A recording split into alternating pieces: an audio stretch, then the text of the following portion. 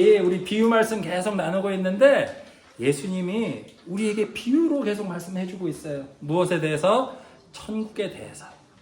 왜 자꾸 비유로 말씀하실까요? 천국에 대해서 아무리 잘 설명해도 우리가 죄와 우리의 욕심 때문에 천국을 알아듣질 못해요. 천국에 대한 예수님 말씀을 알아듣질 못해요. 그래서 예수님이 비유로 대신 말씀해주고 계신 거예요. 만약 우리가 사과를 맛본 사람이 사과를 처음 먹는 사람한테 사과 맛을 설명해준다. 그럼 뭐라고 설명해줄까? 사과가 참 달아. 꿀처럼 달아. 이렇게 얘기해요.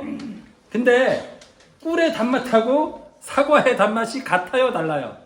다르죠. 그래도 사과가 달다는 걸 조금이라도 설명해 주려면 어떻게 해야 되느냐? 꿀이라는 걸 비유해서 사과의 단맛을 설명하는 거예요. 근데 궁극적으로 사과가 꿀처럼 달아 이렇게 얘기하는 이유는 뭐예요?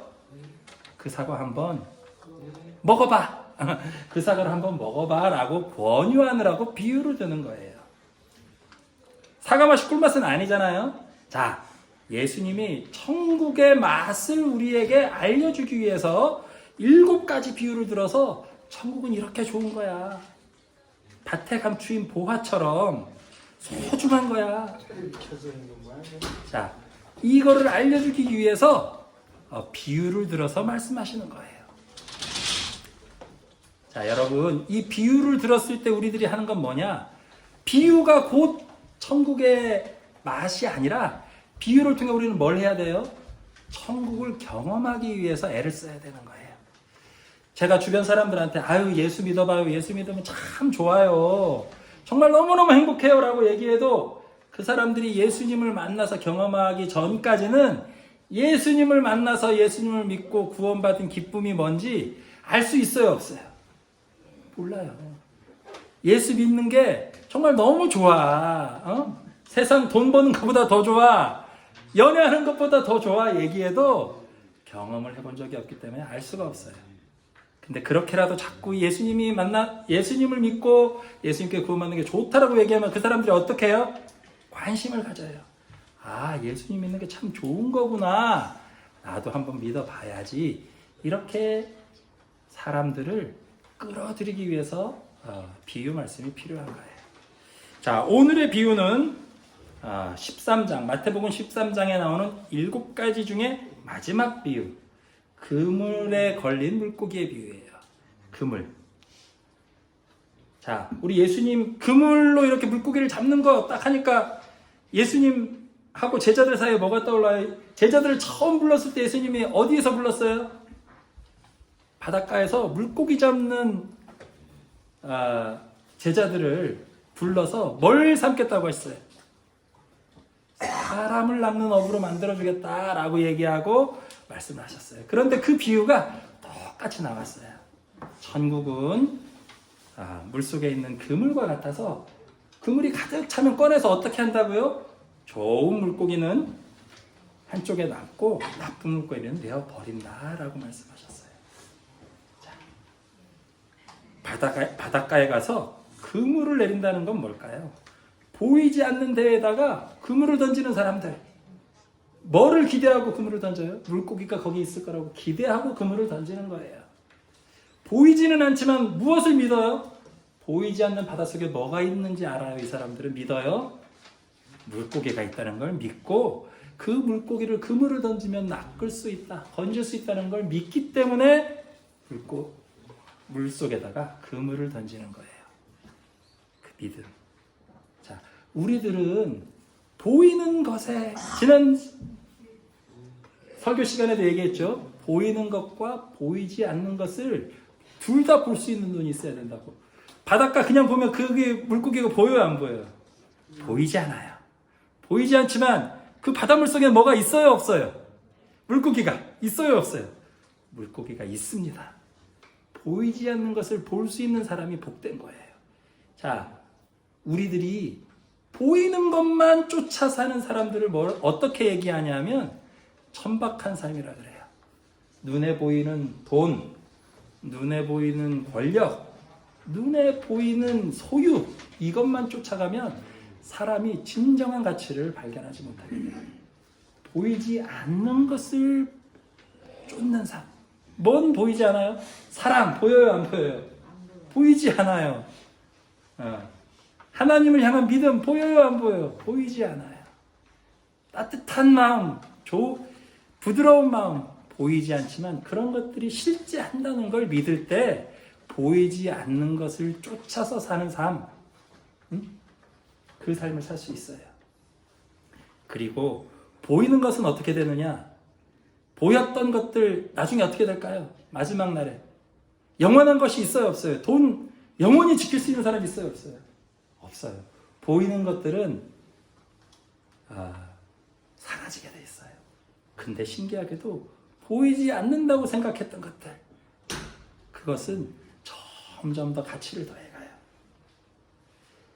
그래서 사랑과 믿음, 소망에다가 희망을 두고 산 사람들은 마지막을 행복하게 마칠 수가 있어요. 그래서 그 마지막, 그 7가지 비유, 천국에 대한 7가지 비유 중에 마지막 비유가 뭐냐면 그물에 걸린 물고기들을 가르는 것으로 예수님은 표현하고 있어요. 좋은 물고기는 한쪽에 놓고 나쁜 물고기는 버린다라고 얘기했어요. 뭐가 떠오르세요? 심판이에요. 마지막 심판. 근데 우리 심판하면 어떤 마음이 들어요? 마음에 가벼운 마음이 들어요? 무거운 마음이 들어요? 무거운 마음이 들죠. 아유, 내가 하나님 앞에 갔을 때 심판받으면 난 어떻게 될까? 난 잘한 게 하나도 없는데, 하나님 잘 못 믿고 욕심만 따라 살았는데 하나님 앞에 심판받으면 두려운데 어떡하지? 라고 걱정하실 수도 있어요. 그러나 걱정하지 마세요. 제가 이 비유 말씀들을 두고두고 깊이 읽으면서 깨닫게 된 게 있어요. 우리 탕자의 비유, 잃어버린 아들의 비유에 나올 때 그 아들이 돌아왔을 때 하나님이 어떻게 했어요? 달려가서 맞아줬어요. 그 아들이 죄를 지었거나 뭐 돼지우리에서 냄새가 나거나 어쨌든 아들이 돌아왔구나 하고 달려가서 안아줘요. 그리고 새 옷을 입혀요. 저는 이렇게 무조건 우리를 안아주시는 하나님과 양과 염소를 가르고 좋은 물고기와 나쁜 물고기를 가르고 심판하는 하나님이 과연 어떻게 한 하나님의 마지막을 이야기하면서 이게 같이 얘기가 나오지? 고민을 오래 했어요. 그런데 깊이 묵상하는 가운데 문제를 풀게 됐어요. 궁금하시죠? 네. 자, 여러분들은 하나님의 자녀예요? 아니에요? 모든 사람, 생명을 가진 모든 사람들은 우리 마음속에 하나님의 영을 가지고 있어요. 하나님의 아들, 딸이에요. 우리가 하나님께 돌아가면 당연히 우리 모두를 환영하고 맞아주십니다. 그런데 우리가 하나님의 아들, 딸인 것과 동시에 또 우리는 어떤 면도 있어요? 우리는 또 동시에 죄인입니다. 네. 죄인이죠. 우리 마음대로 살기 원하고 하나님을 거부하려고 그러고 그런 죄인인 모습도 우리 안에 있어요. 이 두 가지, 선인이기도 하고 악인이기도 한 이 두 모습이 우리 안에 함께 있어요. 근데 우리가 종종 생각하기에 아유, 난 죄인이야. 절대 구원받지 못해. 나는 하나님 앞에 구원받지 못할 사람이야. 라고 느끼는 건 뭐냐? 우리의 죄만 크게 보기 때문에 그래요. 죄인인 것처럼 느껴져요.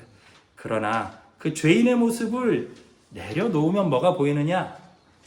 하나님이 심어준 하나님의 영을 가진 하나님의 씨앗, 하나님의 아들, 딸임이 보이게 될 거예요.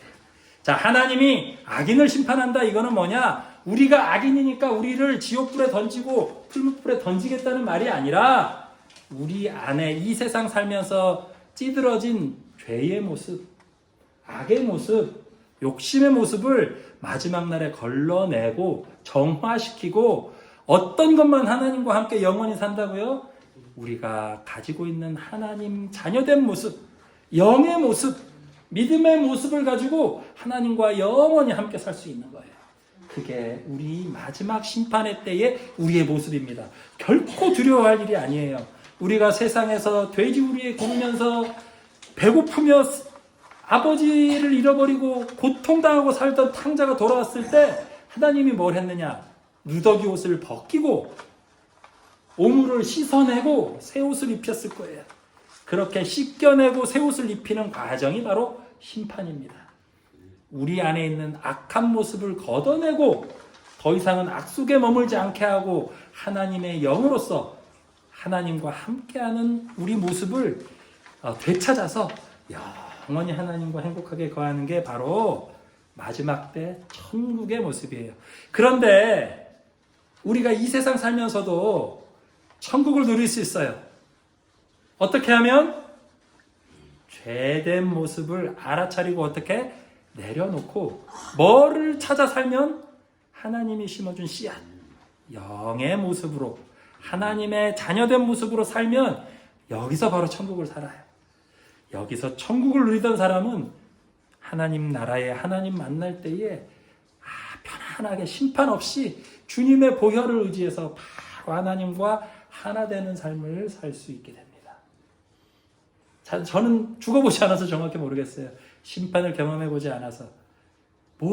그러나 본질적으로 하나님의 말씀 속에서 제가 깨달아 안 건 뭐냐? 모든 사람에게는 뭐가 있어요? 하나님의 영이 있다. 근데 그 영이 이 악에 짓눌려서 너무 깊이 파묻혀 있고 그거를 꺼내서 사랑으로 살지 못하는 사람들이 있어요, 있기는. 악에 깊이 빠진 사람들. 그 사람들마저도 하나님은 안타까운 모습으로 돌아오길 기다리고 계세요. 자, 우리 보통 사람들은 근데 마음속에 이 두 마음이 왔다 갔다 할 거예요. 사랑하며 살고 싶은 마음과 내 욕심대로 살고 싶은 마음이. 그러나 걱정하지 마십시오. 하나님이 함께 하시면 우리가 사랑의 모습으로 살 수 있어요. 그리고 마지막 때에 하나님 곁에 돌아갔을 때 우리 사랑의 모습이 온전히 우리를 채우고 하나님과 영원히 행복하게 살 수 있을 겁니다. 우리 어르신들 하나님하고 행복하게 영원히 살기 원하시죠? 지금부터 하루하루 마음속에서 하나님 저를 도와주세요. 하나님 영으로 살게 해주세요. 사랑하며 살게 해주세요. 기도하고 하나님과 동행하셔서 여기서도 행복하고 하나님 나라 가서 더 행복하고 영원히 하나님과 거하며 행복 누리시길 주님의 이름으로 축복합니다.